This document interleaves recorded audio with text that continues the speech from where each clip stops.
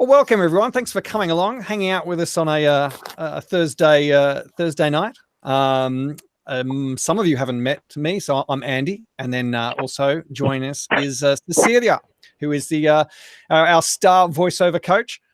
How's that for an intro? You like that one? Yeah, there's no pressure there. No pressure, Andy. So yeah, look, we thought we'd take this opportunity. I was hoping to do it a few weeks earlier, but then life got busy as it does. But we were especially keen to do this as a lot of people have been just sort of stuck at home, and we weren't able to get together in a workshop last month as we'd hoped. But we know that a lot of people were interested in voiceover, wanted to know more about it. So we thought it'd be great to have this little session.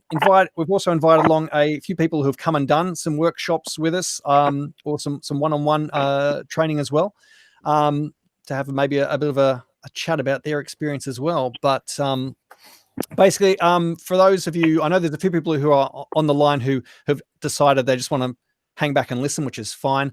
But I thought we just do a quick around the virtual room, if you like, and just find out a little bit about each of you, why you have this interest in voiceover, and what you may be hoping to do in the future. But Cecelia, I might just actually start with you, and you can tell people a bit about you first. Okay, thank you, Andy. I feel a bit underdone with my headphones. You've got the full setup there. Maybe I should have done that, but anyway, that's fine as long as everyone can hear. Okay, so yes, as Andy said, we normally would have run a weekend session in the last couple of months, but of course the COVID came along and changed everything for everybody. But what we have been doing is running some one-on-one sessions, Skype sessions, with people who have been interested in getting into doing voiceovers. The interesting thing that I have found throughout this is just seeing the variety of people that have come through, and and the levels of experience that people have. You know, we've had a few basic beginners who've never had any experience doing anything, some singers, some people that have done like a bit of acting and want to look at moving across to voice. So it's really great that we get such a cross-section of people, because using your voice is what we're really excited about and passionate about. And I feel like every time we meet somebody new, we learn a bit from them as well. And so there's all these little pieces of the puzzle. In fact, I was thinking about when we started doing this a few years ago, and how much we've grown in that time, and how the community's grown around us. And I think it's I'm really excited about that. I think it's really good. So the other thing I have noticed too is that doing the Skype sessions has been fantastic to get that one-on-one for people and to get them interested. But really, I can't wait to get back into a studio and get people in front of a microphone again, because it's just not the same. And also, Andy and I have always been really careful about sending people off with expectations that they're going to start a new career like on the Monday after they've done a weekend with us. And that's not because we want to discourage people, but we just really don't want to give people false hope, because it's like anything. When you learn a new craft or a new skill, you're not going to walk out the next day and be a professional. It takes practice and commitment to become a voiceover actor. And the only way you're going to get better at it is by putting in that effort yourself. And we're trying to give you some ideas about where you can take it and where you can go and look for experience and inspiration, that kind of thing. But it's really up to you how you take on that next step. So where was I going with that? Oh, that's what I was going to say. So this whole COVID thing has been really different, because prior to this, we were very careful about telling people to go and buy a setup at home and get into all of that stuff and spend all that money. And I would still say be really careful about that. You know, you don't need to spend thousands and thousands of dollars off the bat. Got to work on your skills and so forth. But being stuck at home, it's really interesting. Andy and I were actually talking about this yesterday on the phone. We were talking about how we both feel really lucky that we had a setup at home already, and we were able to continue to work as voice actors throughout this period, because there was a mad scramble, wasn't there, Andy, a couple of months ago when this happened, and people were like, oh, I haven't got a microphone, I don't know what to do, how am I going to, do I need a booth, all the stuff. So Yeah, it's been really interesting. So I think that's one thing that we will definitely look at, is trying to give people advice on how to set yourself up at home, even from the point of view of if you want to start auditioning for things that you find online, or practicing, so good headphones so you can hear yourself, so you get used to this idea that you can do it and you can build upon your skills yourself, that you can then take to that next level. Brilliant. I just want to maybe find out like 30 seconds from each of you just about. Oh yes, I went off on a tangent. Sorry. That's okay. That's okay. That's all stuff we wanted to talk about anyway. And it's some great stuff in there. You're right. It was a mad scramble there were some really well-established voiceover artists who have been doing it for 20 years, and they have never had to have their own set up for recording at home, their own home studio. And they it was quite fun to have a few phone conversations with them saying, okay, so I've got to get this mic. What microphone should I be getting? And all things like that. But it was that was good. And I had a few. You're the tech guy. That's why. Well, I had a couple come and use my studio as well, because they needed to do a job. So that was good. Hey, Luke, maybe you'd like to kick off and just tell us a bit about yourself and what your interest is in voiceover. Yeah. Hi, Andy. Thanks for this. Didn't quite get into the October group. So it's been thinking about it for about 12 months now. My background is I'm a teacher, background in church ministry as well. So I'm used to speaking to people. Been doing a lot of videography work skilling myself up in terms of getting ready for remote learning over the last 4 or 5 years, particularly in adult education. But back into primary school teaching now. Through that videography stuff, I built up a bit of gear. I've got a fairly nice audio recorder that doubles as an interface. And so I've just been building up a little bit of gear here and there, listening to podcasts, and just, curious to, not quite sure where to start, but would like to. Okay. Well, tonight's a good start. Got all the pieces of the puzzle. Just got to put the puzzle together. Yep. Good job. Well done. Vanessa, do you want to say a few words? There we go. Nope. There you are. Yeah. So I actually was referred to you guys by Jo, who is there. And when she did her course, she spoke quite highly of it. So voiceover is something I've been wanting to do for many, many years. I've done a little bit for an ABC television show and a theatre show. So my background is in acting with Jo. We were at uni together.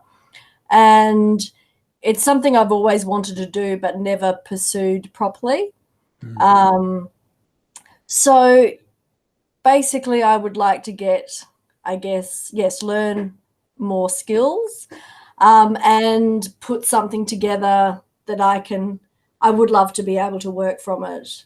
I know that I'm not going to get work straight away. Just not on the Monday, okay? Just don't expect it on the Monday. On the Tuesday, though, I'm hoping. But it is something that I've wanted to do for a very, very long time, and have just always put it off. So here I am. Good one. Right. Thanks for joining us. Now, Lynette, have we got you on the phone? Is that right? I might have muted you because your phone was noisy. If you're still there. No.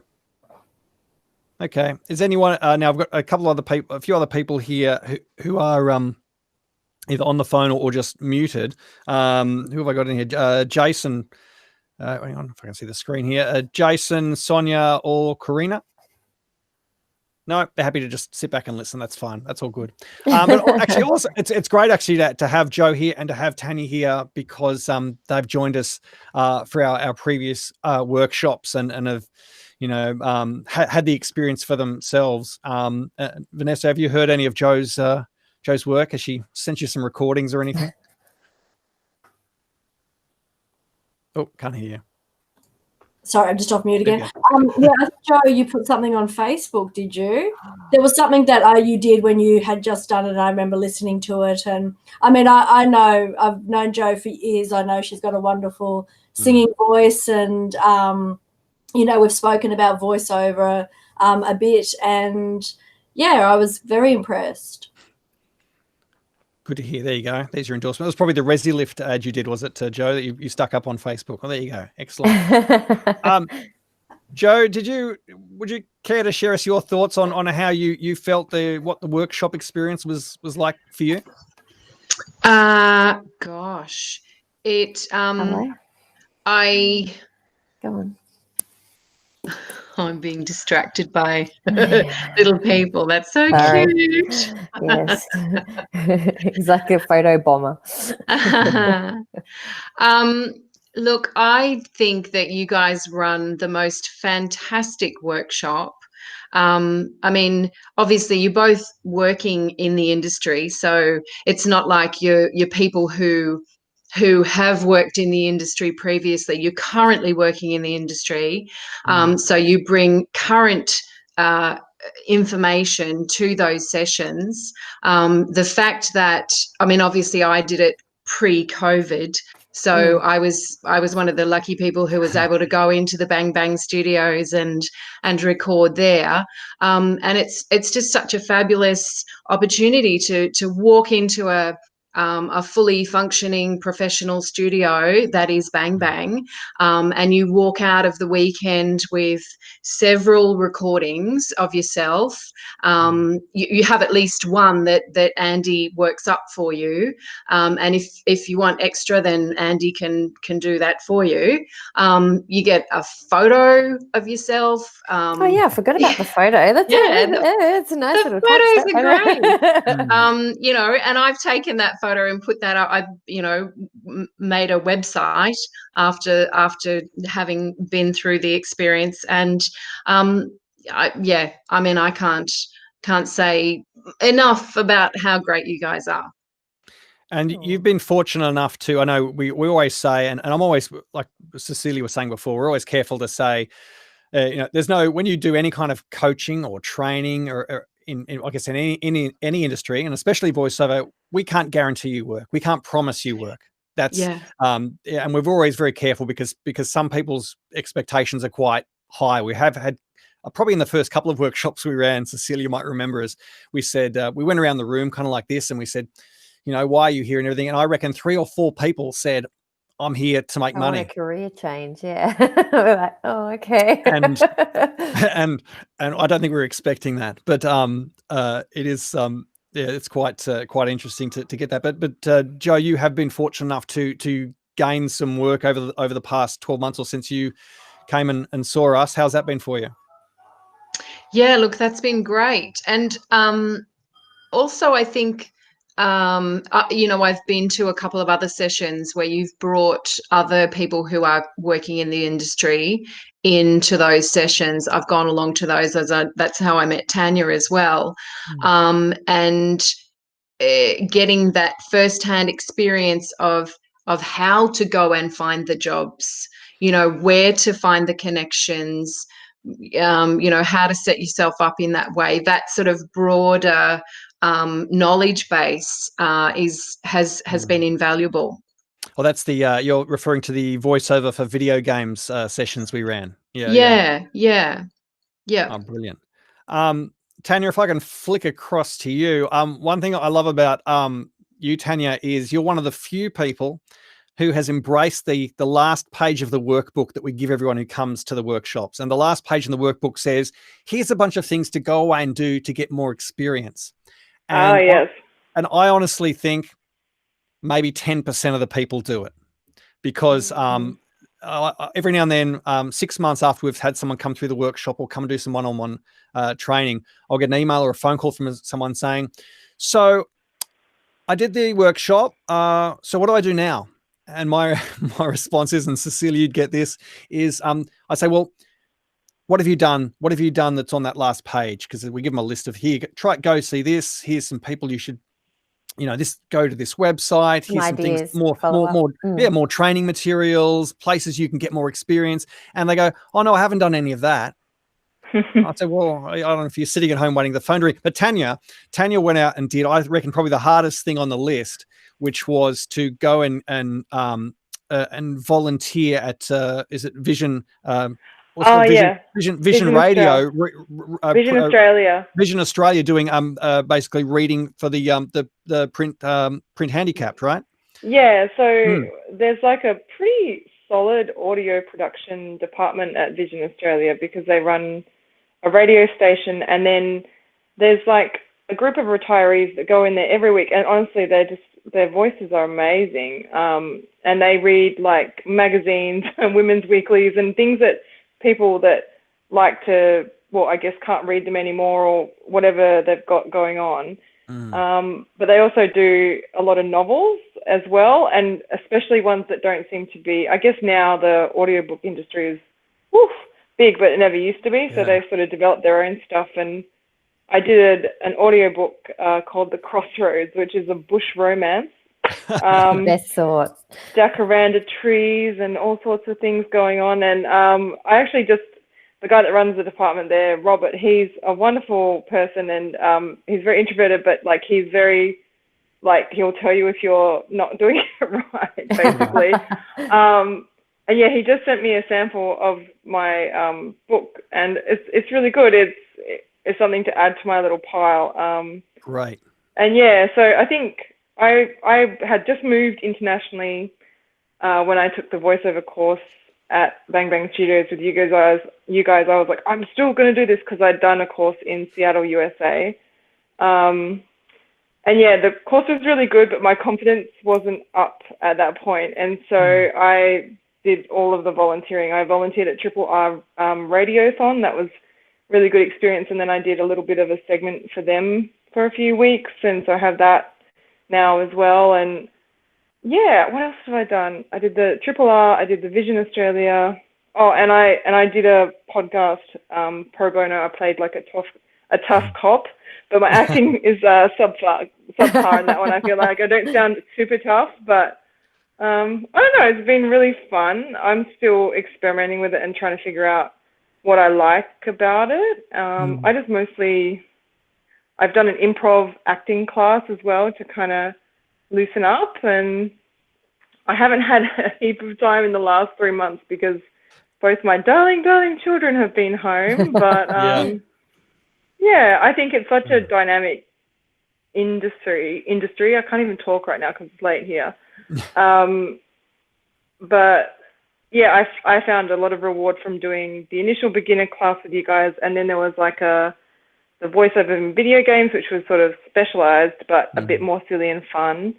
And then there was the secondary like follow-up class, which I went into like practice one, yeah, where I was like, I'm going in for copy and I'm going to be serious about this. So I was like very intent to like kind of conquer my nerves a bit. And I would say that Andy and Cecelia are both really friendly and nice. There was absolutely nothing menacing about going in and practicing. You guys were totally fine. It was just my own nerves. So I'd say anyone that wants to do it is just like, take a deep breath. Don't drink too much coffee before you go in, and think of it as opportunity to get your voice recorded, and take a deep breath and just go for it. So, but yeah.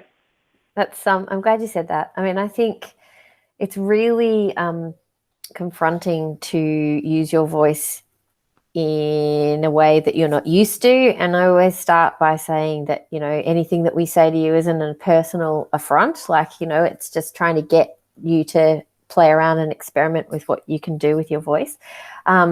Because, you know, if people say something about your voice, it does feel like it's a really personal thing.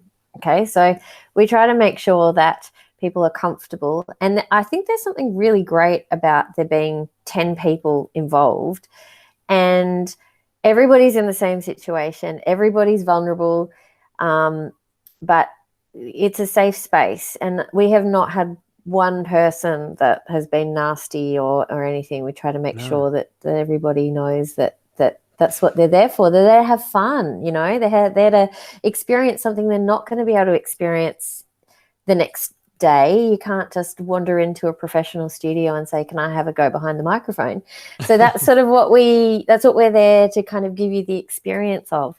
And I think, you know, there are other courses out there. It's quite funny. I was saying to Andy the other day, I'm such a bad saleswoman because I'm like, you just need to work out what's good for you and what you want to do. But it's so different to be at home practicing and learning, taking tutorials and stuff online, to being in a space with other people who can guide you and give you that direction one-on-one and, put you on the spot and go, okay, well, why don't you try it this way and let's see what happens? Because we're our own worst critic and we can be at home and we can be going over and over and over things. But I think this is a really great way to kind of just get in there and have a go. It's good fun too. I mean, it's exhausting. By the end of the weekend, we're like, oh, but it's good fun. Yeah, don't drink too much coffee in advance, but drink plenty while you're there. That's what we do. It's interesting you talk about salespeople, because I'm not that much of a salesperson myself. We're not very good. No, anyone who calls me and asks me about voiceover, I said, listen, honestly, if you don't come and do a course with us, go and see Abby Holmes. I mean, if you're going to see someone else in Melbourne, and it's funny, Abby, myself, and Cecelia are all represented by the same agent, which is EM Voices. That's pretty funny. emvoices.com.au. So Abby's been great. She's been around for like 150 years. And she's only 42. Don't say that. I have been fortunate enough to work in the booth with her, and it's quite funny because I felt like she was directing me as I was doing my part of the two voices that we were doing. She was kind of conducting me. Yeah. I think the thing too is, Andy, remember I met a guy through doing the Skype sessions. He was interstate and he had done a lot of courses online that were based in the States. And through those, they had really focused on kind of getting people to go out and buy specific equipment and to set themselves up in a specific way. And it was all about building a business and all this kind of stuff. But they didn't really set him up with the skills. And so I think we really try to give you the basic skills that you need to do this job, because it's really fascinating that I think because everyone's got a voice, there's this kind of thing where people think, oh, it can't be that hard. I just pick up a script, off I go. But there's so many tiny little things that you need to kind of get your head around and be able to do like immediately with voice work. That's what it's all about, really. It's about concentrating all of the performance into your voice, purely your voice. And so that's where the skill is and that's where the craft is. And it doesn't matter what microphone you have and it doesn't matter how much you've spent on a studio. If you can't pick up a script and go, okay, blah, blah, blah, blah, blah, blah, and make those words work immediately, then the rest of it's kind of by the by, I reckon. We did have somebody, I'm not going to name names, we did have somebody who came to us and he had gone out, before he even started coming to a workshop, he had gone out and actually spent thousands of dollars on microphones, like a voice booth, like a portable voice booth that you build within a room at home, and all of these things. And then he came in for coaching, and he struggled to read a script. So, and only because most of the time we don't read things out loud, right? You pick up how many times a day do you pick up a piece of paper? I'm thinking maybe Luke, you might a little bit more than some people. Yeah, he's had plenty of practice recently. How many times do you pick up a piece of paper and read it out loud? Like, not when you're driving down the freeway. 40 kilometers. You don't do it. But I think he was great at doing funny voices and things like that, and making up just things coming out of his head. But when it came to having a script in front of him, he didn't have that basic skill of just working from the top of the page to the bottom of the page and just putting all the words together so they made sense. So his journey kind of paused for a moment while he got all that under control before he, I guess, went back into his home studio and hopefully made something out of it. I haven't spoken to him in a few months, so we'll see. I'll catch up with this particular individual. Fingers crossed. Yes. I feel now that because this is meant to be a Q&A session, we should probably see if anyone's got any questions. I know we've covered a lot of stuff, just general chit chat. But, go ahead, ask whatever you like. Cecelia is an open canvas. Open book, blank canvas. I'm an open canvas. Open book. Except I have pressed something and I can't see everybody now. We can see you. Oh, there we go. All right, good. Yes, you can see me. Now I can see everybody. There you go. Any questions? So if I jump in, Cecelia, you talked about practice and commitment earlier. If we haven't been like I haven't been to your weekend yet. I obviously can't get there for a little while, but we will. How could we get started? What are some practical things we could be doing now between now and then? Okay, so I'd say the first thing you can do is start listening. So start listening to what's around, you know. It's all well and good to sort of want to do something, but if you don't really know what the landscape is like at all, then that makes it difficult for you. So I'd say before you do anything else, start listening to the ads on radio, start watching the ads on television and not flick past them.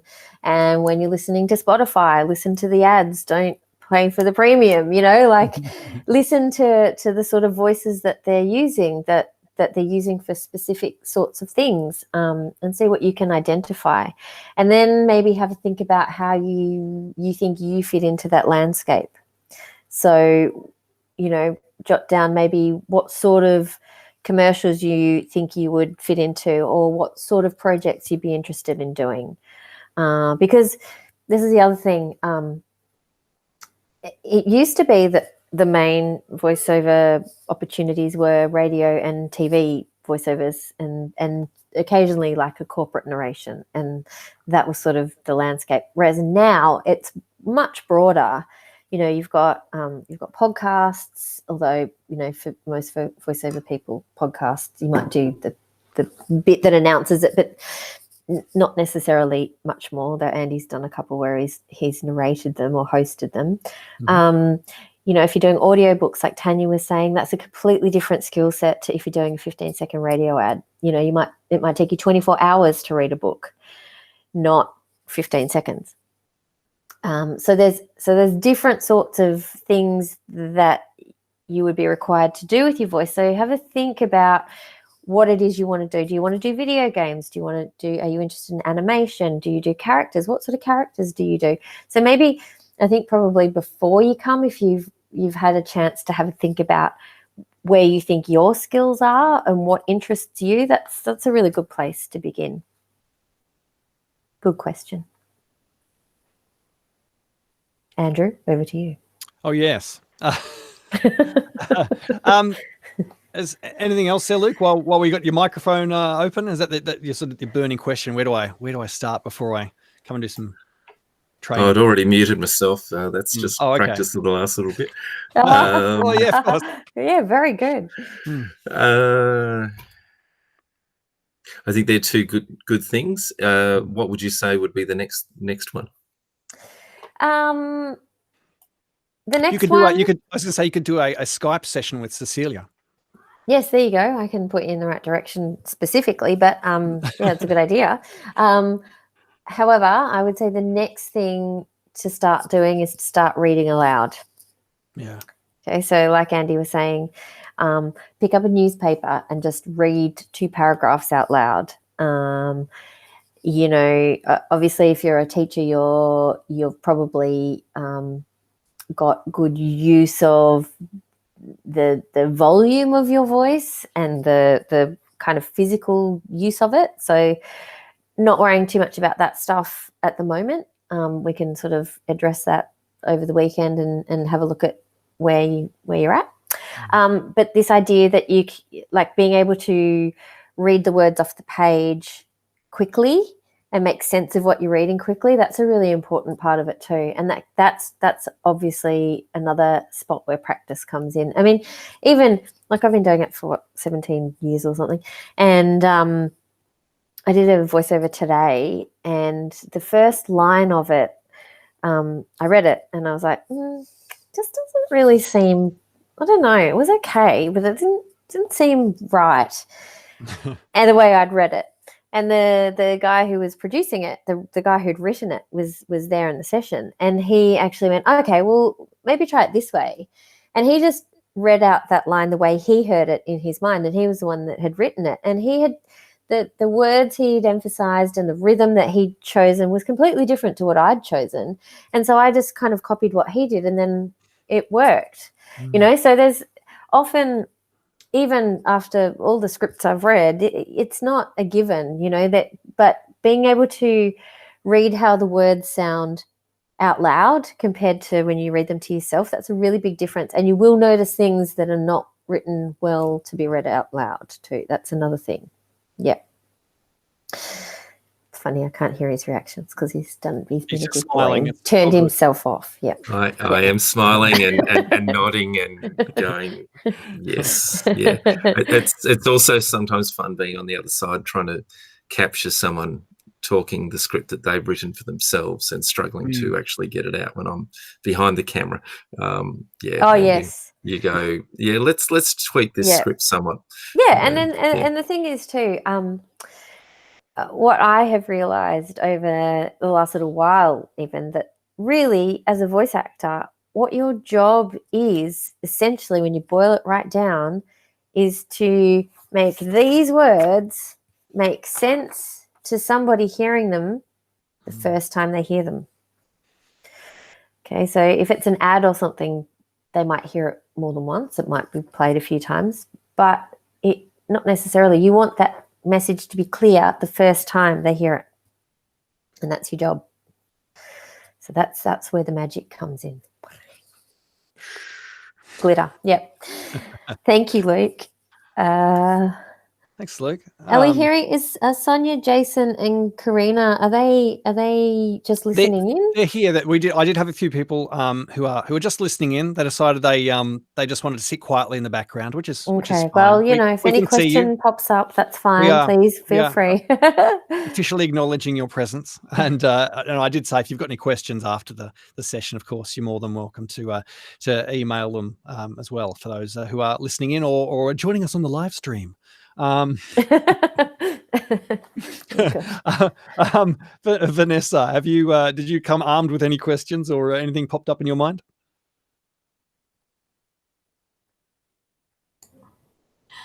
How have you found it work-wise with the COVID situation, and if it's been terrible, do you see it, how long before it gets sort of better, do you think, or have you noticed a drop in employment? Well, interestingly, no, because, again, we haven't had to, Andy and I had studio setups at home, so we haven't had to go places. When it first started, when the lockdown sort of started, there was a couple of weeks. Hey? I think when you said when the No. hit the fan, I thought you were going to say that. No, I was not going to say that. Look, you can't We're all predict adults me. here. Sorry, yes, continue. No, that's your mind, not mine. No, when lockdown started, there was about 2 weeks where studios and lots of things sort of came to a grinding halt because people didn't really know what to do. But then they realised that we could work around things actually fairly easily, using things like Source Connect, which is a computer program that you can have on your computer, and it actually links you directly into the Pro Tools session at the studio. So setting that up was a bit of a nightmare for me. Andy already had that set up, but yeah, oh gosh, I sat with a glass of wine, pulling my hair out for about, maybe it was the wine that was the problem. I don't know, but it took me a long time to get that to work, but it did work. And it's amazing, really, that, you can actually tap in. I managed to do an animation for the planetarium. I have narrated about 15 TV shows. I've done various commercials, and all from my bedroom, in my cupboard. So we've been, I think, the voiceover industry, and that's not been for everyone. There have been people that work hasn't been amazing for. But I think also one of the big things about being a voice actor is being easy to work with. I remember someone saying to me early on that, you're only as good as the last job you do, really, in this kind of line of work. So if you're difficult to work with and you're unreliable, you're just not going to get anywhere. And so Andy's really good at making sure the client is happy, and I am, I'm always good at smiling and, ticking the boxes, and I genuinely love most of the people that I work with. And you go into the studios, they're lovely people. There's occasionally you'll get you know, an agency or a client that are difficult to deal with, but you just smile and, you know, nod and say, okay, well, this is only an hour out of my life. I can get through this. It'll be okay. And some people are just a bit harder to please than others. Anyway, that's going off on a tangent. But my point being, even though we weren't at home, making sure that we could provide the service that they were after was pretty much what everybody just needed to do. So, no, it has been interesting. But the kind of work changed. So there was a lot of messaging in the first couple of weeks as well. A lot of I did a couple of videos for one of the energy companies for their people who are working at home on how to stay healthy while you're at home. And, you know, it was like, do stretching and do your breathing and all that kind of stuff. So that kind of messaging. And then in terms of advertising, there was a lot of, you know, we're still open or that kind of stuff too. So, yeah, it has been quite interesting that the voiceover part of the world has been okay thus far. Yeah. And do you get all your work from your agent, or do you also look for your own work? Yeah, the majority of my work, and I'm going to speak on Andy's behalf too, is through our agent. But again, a lot of it is about the relationships we build. Yeah. So a lot of it is because it's actually quite a small community in Australia. You know, you have to jump through the hoops, and it's about, you know, making sure that you have good relationships with the people that you work with, so that when the job comes along, they think, oh, who will we get? Who's easy to work with? Who's going to do a good job? Tick, tick, tick. But no, but the online work or the other work, I think there's kind of a bit of it that we both do. But there is definitely a lot more work online for voice actors. And if you know anything of the American world, I think the majority of it is online these days, isn't it? Would you say, Andy? Yeah, it's completely different landscape. It is a very different landscape because I feel like we're still quite lucky here. There's a point where in the US it feels like every voiceover job that comes up, they have to audition for. It's all about it's like with acting. If you want to be in a TV commercial or film or something, there's always audition, go and see someone, stand in front of a camera, say a few words, whatever. So that's what they're doing in the US. Every job seems to be something you have to audition for, where at a certain level here, when you have an agent, they've got your demo.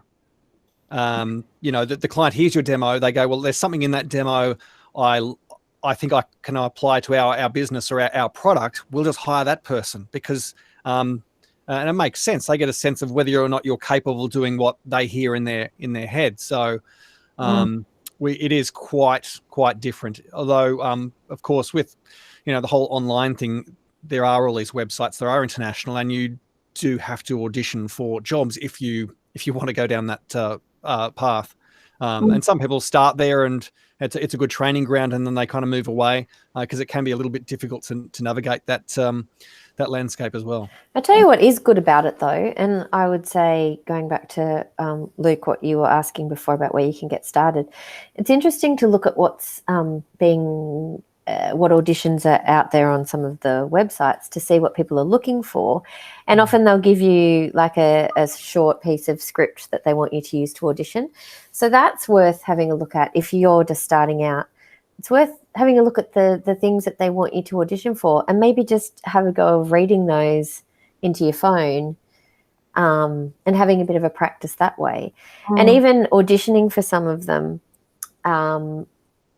it's good in that it gets you started and you've got some files that you can sort of go back on, and it's not like you're just going, oh yeah, I think I can do that. Like, you've actually had a go. And Andy and I both come from a radio background, and we both started off working in the countryside. And one of the things that now I reflect upon about that experience was that I had to do a lot of voiceover work as part of my job, and no pressure. There was no pressure. It was just like every day you just had to churn out, you know, for all your silage requirements, go to Bob's Hay Shop, and, you know, like, but it was a great way to just get those runs on the board. And I think now you have to think a bit broader, well, or if you don't work in radio, you have to think a bit broader about where you can find those, and that's actually not a bad place to go for that. Yeah, it is interesting. Like Cecelia said, it has been a bit of a mix depending on who. I mean, for me, I'm fortunate. I have a couple of. All it takes is to have a couple of regular clients who their business hasn't changed during this time. I do a lot of work for Chemist Warehouse, and guess who's busy right now? Chemist Warehouse.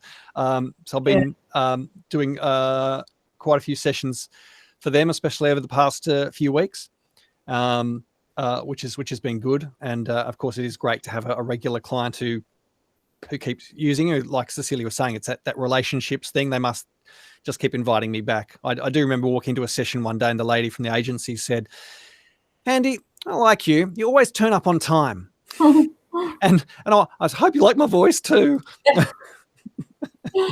So, but I'll take that. I always say if you can't be on time, be early, and so I'm always early for a job. Yeah. You don't want to be the person who always wanders in late, because that person never gets invited back.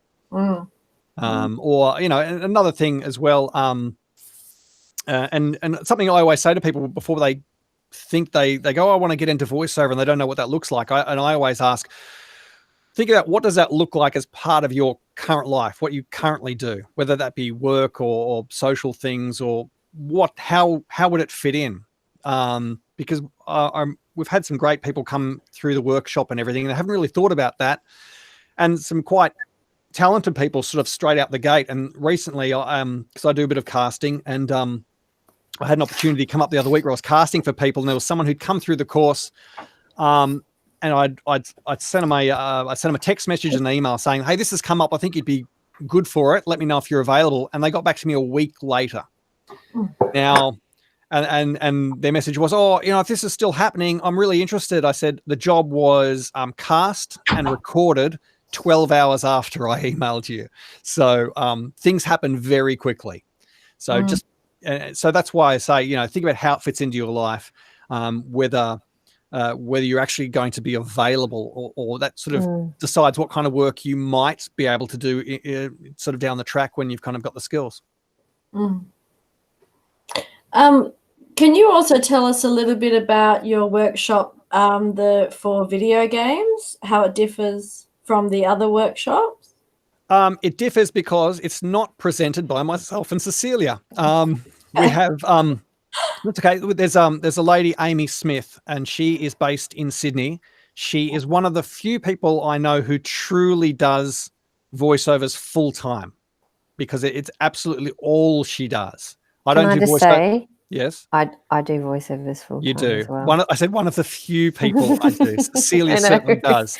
I managed to juggle a few plates. I have a full-time job as an audio producer, so I'm a sound engineer by trade. So I spend all day making radio commercials. It all fits together. You do well to fit it all in. But Amy Smith is a voice talent based in Sydney, and we've had her come down 3 times now, and we've hosted her workshop. And hers is very it's very niche, but it's very good, because she specifically talks about how to work with independent video games developers. And she is so entrenched in that scene and understands how it works and who to speak to. And how you can reach out to these people. It's fascinating for us too, isn't it, Andy? Because it's a completely different, it's like a parallel universe to the rest of the voiceover world. And, you've got to negotiate individually with all these different sorts of people and go hunting down jobs and stuff. So no, she's done an incredible job to build up a career from basically doing it all online herself, and she doesn't have an agent in Australia as far as I'm aware. Wow. She has just got one now, but for not for the character work. But Luke, you'll appreciate this.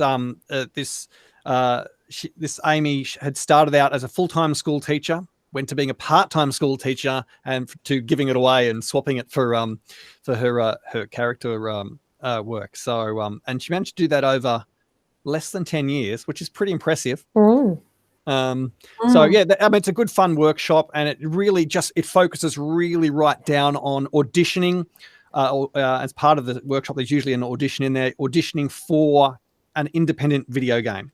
So it's lower paid work, but there's a lot more of it around, and you're dealing with you're dealing with not big companies or anything, maybe an individual or a group of 5 or 6 people who are making games. And that's, and I guess the view is that maybe if you get a lot of that work under your belt, then, and you're interested in it, then you can hopefully work your way up into, more popular games or larger productions. I think also too, the interesting thing about what Amy brings with that whole explaining the gaming world is that for years lots of voice actors have wanted to do character work in animations, and there just isn't very much professional animation work around. It's just really hard to get an animated series up. It takes a lot of money, it takes a lot of cooperation between production companies. They have to get funding from, often they're like, there'll be, funding from Malaysia and Canada and Australia, and they have to combine to get this program up and running. So, there's actually not that much work available. But then through the sort of gaming world, and you will get some animations through that as well, it's just this whole other thing. And there's lots of character work available. And again, lots of opportunities to find scripts that you want to audition for and stuff with characters that you really kind of push you. So yeah, it's really great to find out about all of that for sure.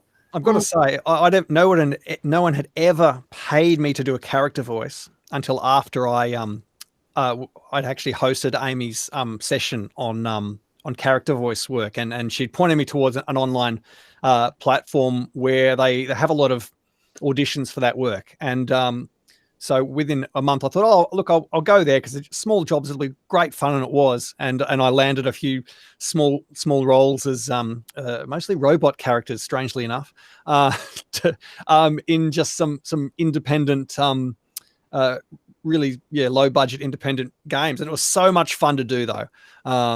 So that was it was good. So now I can say I actually have been paid to do character voices, and it wasn't Yoda, so because everyone does Yoda. I'm not going to do it now. All right. How are we going for questions? The cup is full. No, look. Excellent. Hang on, Jason. We've got Jason with his green dots. Does that mean he's going to speak? Oh. Hello, can you hear me? Oh, Jason. Hello there. The voice from beyond. Hello, Jason. Hi. I was just curious, but how or what? Hold on. How do you get into the mood or the mindset to do voiceover work? Good question. I know you told me that question via email. Thanks for reminding me. Cecelia, how do you prepare? You know you've got to go and do a job. What happens in your mind? Okay. I think it depends on what the job is. Again, I think a lot of one of the interesting things about working with your voice is that it is actually connected to your whole body. And we try to do a little bit of work throughout the weekend workshop on, breathing and, kind of starting to feel how your voice feels, what the physical feeling is that you are experiencing when you're creating voice, whether that's characters or what have you. So I think that again comes back to practice and learning to know yourself. Okay, so right, so this ad I'm doing today. So for example, today I had to do I do the ads for Lumo Energy, and they're always high energy, like very bright. A lot of commercials these days are not. They're very conversational. They want people to sound like they're just chilling at home and telling you about a great deal on something or other. But the Lumo ones are really bright and high energy. But I know that feeling from doing it for so long. And I mean, when we first started doing it a few years ago, we went through the process of working out what the right voice for the feel was. So they decided on it. So now, because I know what it is, I just walk in and I'm like, okay, so I know it's bright, it's big, I need a big smile when I do it. And I go, right now with Lumo, get great deals. And I'm just straight in that space and I can do it immediately. Now, if you're doing something else, whether it's got characters in it or what have you, you need to find whatever that is that prompts you to be in that appropriate mood and space. So if it's acting, maybe if you've never done any acting before or what have you, maybe that's something that you need to do to try and kind of learn those feelings. And in terms of attitude, like I said before, you know, you're only as good as the last job you do. So if you're not feeling in a great mood yourself that day, if that's the kind of mood you're sort of thinking about, then you need to just suck it up for that hour when you're doing the job, because, you know, you have to find a way to bring your best to whatever that script is that you've got. Does that answer your question? Just off the back of that, sorry, Jason. Just off the back of Cecelia, I was going to say I think for me, that's what your last point there was probably the biggest thing for me is when you kind of walk in the studio, you kind of have to shut that door to everything else, and which can be very hard to do if you've had a bad morning or whatever, or you're not, you know, feeling 100%. You've just got to kind of, you know, hit the switch, and you're there in that moment and nothing else, whatever happening later.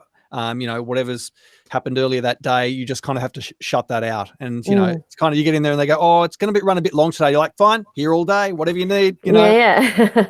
and you worry about, you know, if for some reason you're going to be, you know, some other appointment later in the day you might be late for, as long as it's not a job, that, you know, none of that matters, because you just have to be there in the moment, and that can be very difficult to sort of close that door and sort of compartmentalize it all. But that for me is pretty key too. Is that what you meant? Here he is, Jason. He's the green dots. I can just see his dots. We're just going to stare at Jason's green dots. Feel free to speak. Feel free to chime in, Jason, if you had another question or wanted to comment or anything there. I think he's pretty happy. You know, he's got green dots. We're going to stare at his green dots. Enjoying you commentating on the green dots, Andy. No, he's gone. He's gone. He's happy. He's happy. Dear, he's very disappointed. No, dear, oh dear. I hope we answered that appropriately. No, that's all fine. Okay. Oh, hang on, he's back. Oh, and he's back. Hello. Welcome back, Jason.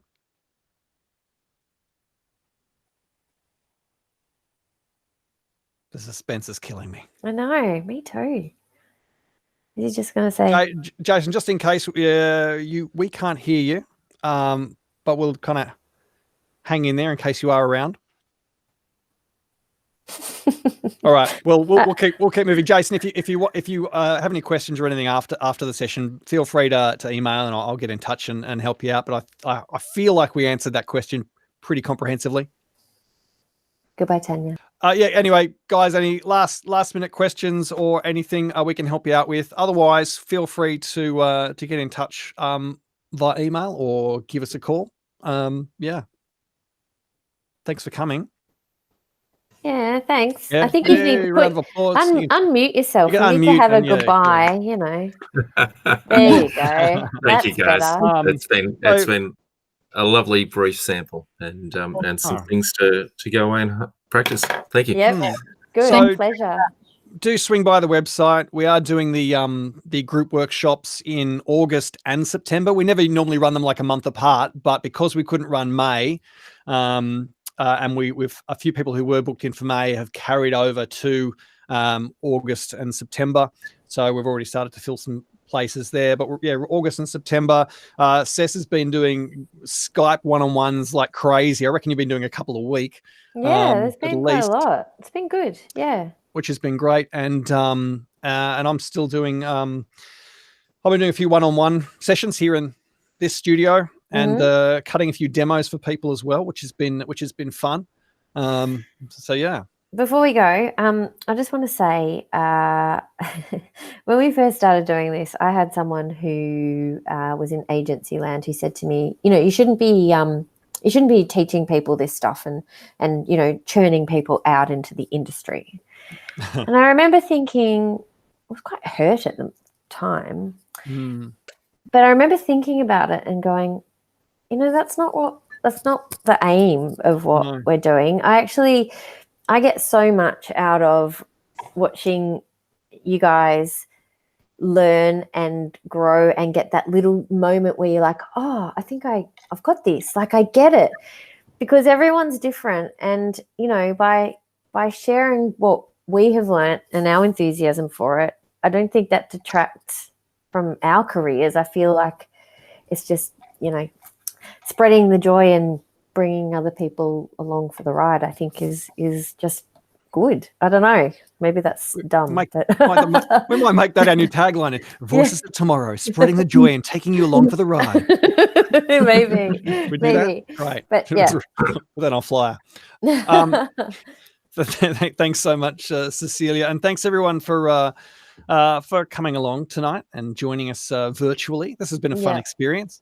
Be nice to see you IRL soon enough. Yes, in real life.